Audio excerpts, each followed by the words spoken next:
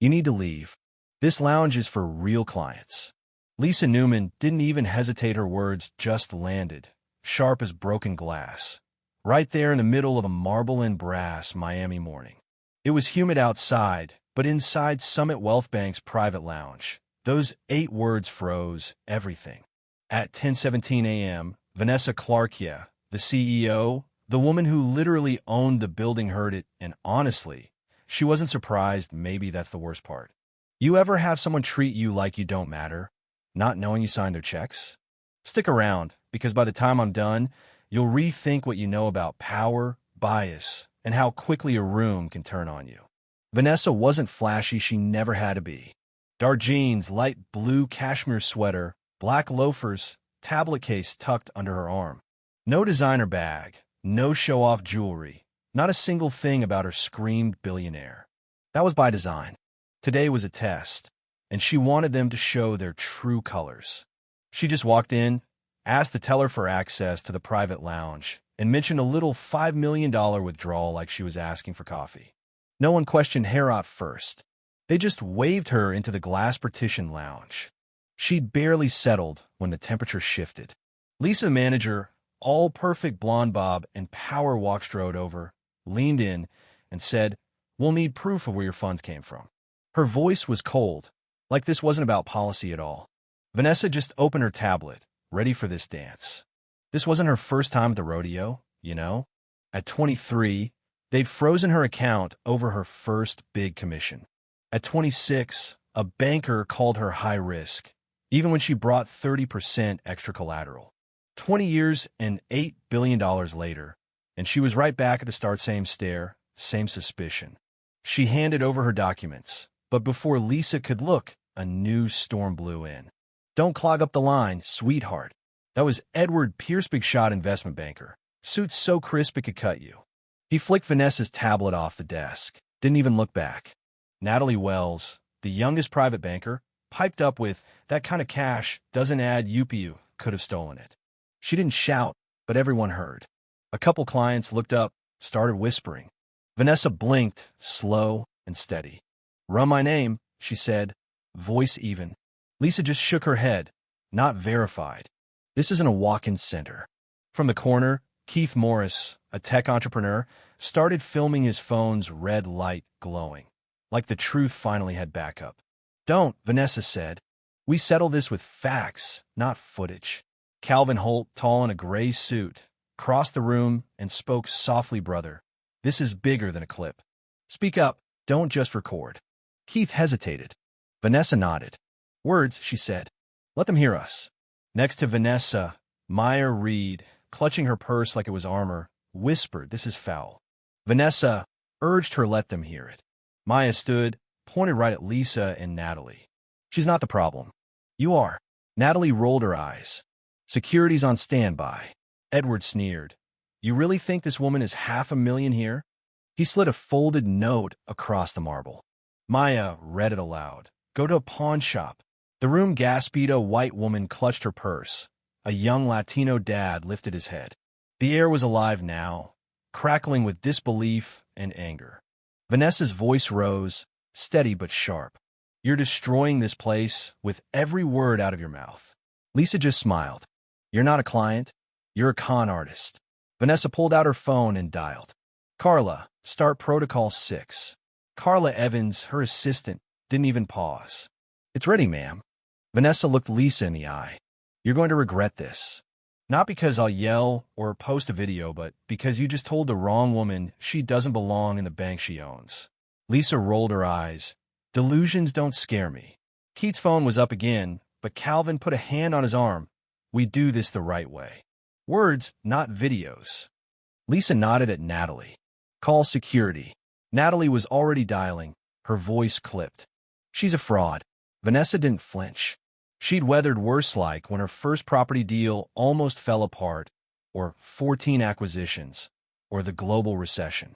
But today wasn't just about her reputation. It was about existing in this space at all. Lisa barked, "She's a fraud, Robert. Throw her out."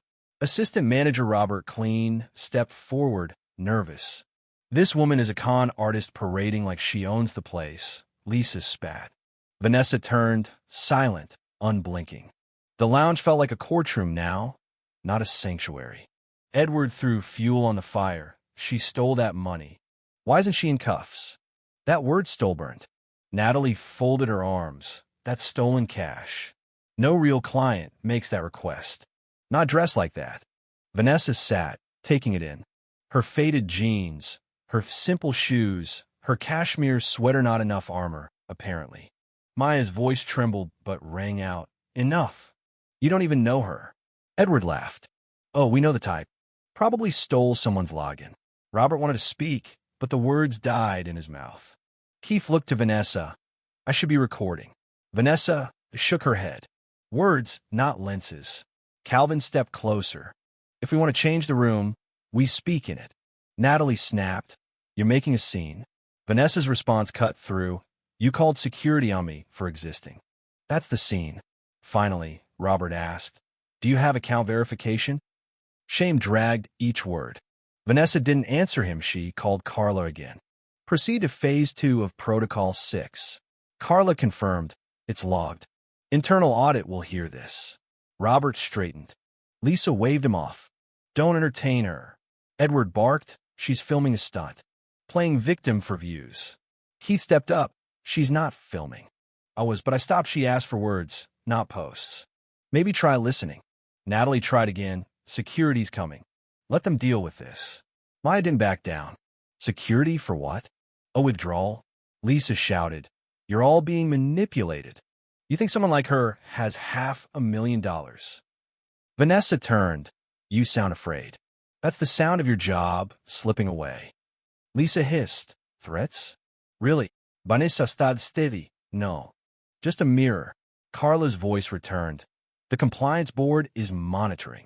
Acquisition docs are linked for real-time confirmation. Vanessa nodded. Keep the line open. Lisa scoffed. Corporate won't save your con job.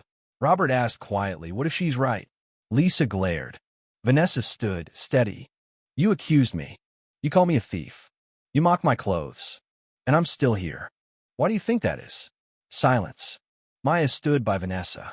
What now? Vanessa said, we wait. The truth is coming. Edward barked. She's bluffing. If she had money, she'd show it. Calvin turned. You people. The words echoed. Robert sat down, broken. Natalie insisted. It's protocol. Vanessa to Carla. Have you started phase 3? Carla replied. Lisa's compliance reports are being pulled. 8 of her prior complaints involved women of color. All buried. It's not a good look. Vanessa nodded. Don't stop. Maya's voice cracked. They erase us with policy. Vanessa rested a hand on her shoulder. Not today. Lisa smirked. A phone call won't change anything. Vanessa's gaze sharpened. I'm not here to change everything. I'm here to end this branch's silence. Calvin nodded. That's why we don't record truth. Doesn't need a filter. Suddenly, Natalie picked up Vanessa's tablet and tossed it aside. Stolen junk. Vanessa's eyes narrowed. That's your impulse to control. Robert shook his head. She's gone too far. Vanessa spoke. Every second you talk instead of reflect is a second closer to losing your job. Lisa's smile faded. Vanessa said, no, I'm your reckoning. Natalie called police, her voice clear and practiced. Woman here, possible theft. Vanessa sat, voice sharp. You just made a federal false report. Hope you're ready to explain it. Lisa scoffed. We protect the institution, not imposters. She turned to Robert. Get her out now. Robert didn't move. She hasn't even raised her voice, he muttered. That's what scares you, isn't it? Edward filled the space. She's laundering money. I'm a priority client. His voice was harsh. Lisa demanded, show your account now. Prove it. Vanessa didn't move. Security arrived. Tyler Moss. Navy uniform, badge tight. What's going on? Natalie pointed, suspected fraud. She's refused verification. Tyler demanded Vanessa's bag and tablet, reaching for her purse. You're being detained for non-compliance. Calvin stepped up. That's not legal. Maya, clutch your phone. This is what happens even when you sit quietly. Vanessa stared at Tyler. Touch me again and you'll pay for it. Tyler smirked. Lady, you don't belong here. Calvin stepped in. I'm protecting a client. Keith's phone was up. Vanessa pleaded, "We need their ears, not their eyes." Keith nodded. "Then say it louder." Vanessa addressed Lisa. "You demand my history like I owe you my identity. I've earned more than anyone here. Maybe ask why you think you have the right to question me." Carla's voice returned. "Protocol 6 is live." Lisa's flagged. Edwards warned. "Vanessa, let it all run." Lisa growled.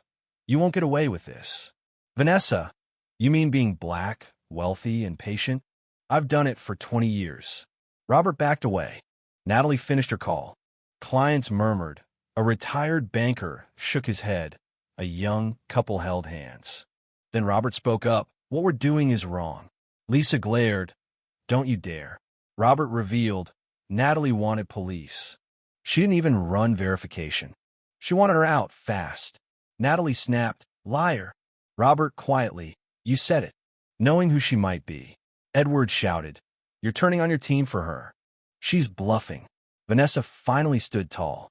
"Then call the bluff. I am Vanessa Clark, CEO of Summit Enterprises, owner of Summit Wealth Bank. Every second you humiliated me is on record." The twist hit. The clients clapped. Calvin said, "I knew I'd seen you.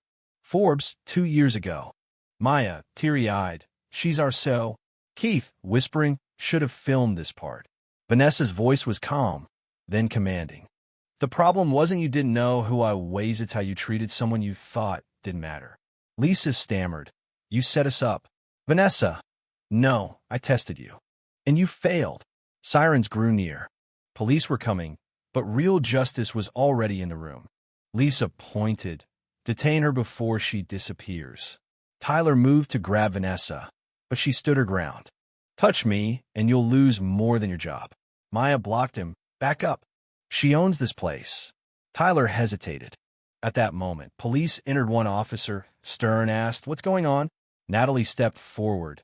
"She's impersonating a high-net-worth client. Demanded $500,000, no verification. This could be federal theft." Vanessa turned. "I'll make a statement, but not yet." Then, a soft voice, Zara Brooks, in the corner. "They did it to me, too." She stood. "Natalie refused to run my EIN. I recorded it." Natalie snapped. "That's not true." Zara held up her phone. "Didn't post it, but maybe I should." The officers questioned Natalie. "Did you know she owns this bank?" Natalie faltered. "She didn't own it at the time." Vanessa, cool. "Owned it for 2 years." So, either a lie or a confession. Keith whispered. "She is the camera now." Calvin told the officers, "You're witnessing the end of a system." The officer nodded. "No arrests." Full report. Carla's voice came through. Complaint was buried. "That's a compliance violation." Vanessa to Lisa. "You refuse my ID, call me a con," hid behind Natalie's paperwork. Lisa trembled. "You dressed like you didn't belong." "I made a judgment call." Vanessa. "That wasn't judgment. That was bias." Edward tried to escape. "You people are always so loud." Maya shouted. "You were part of this." Edward. "You people." Keith. "You mean the woman who owns the bank?" Calvin stepped in. "Leave. That card won't protect you." Officer. "Sir, your statement, please." Vanessa to police. "I want to handle this in-house." "No arrests." "Not yet." She turned to Zura. "Your account will be opened by the board, fee-free." Calvin. "You didn't just stop a system, you exposed it." Vanessa. "Now I'll dismantle it." Lisa, in panic. "This wasn't supposed to happen." Robert, honest, "It was always going to. We just didn't think we'd get caught." Vanessa addressed everyone. "Ownership is a responsibility. My responsibility is to make sure this never happens again. Not here." Carla's voice. "Corporate audit is active." Vanessa, "The floor is yours." Vanessa, "This bank answers to the people it was built to serve." Then she made it official. Lisa, Robert, Natalie, Tyler all fired or banned, effective immediately. Vanessa stood for the silent, not the loud. The applause was thunderous, the relief real. Maya, beside Vanessa, "You didn't just fight it. You broke it wide open." Zara, "You gave me a future." Vanessa, "You'll do it in a bank that actually sees you." Then, an elderly man, Richard Langford, stepped up. "I helped build the bias. I want to help tear it down.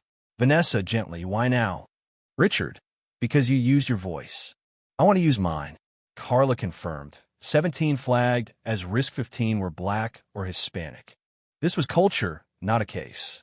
Vanessa, tired but clear, let this be the last time silence walks away stronger than truth. If I can do it here, so can you. As Vanessa led the compliance team into the inner offices, Carla's final words echoed. Summit Wealth will never be the same.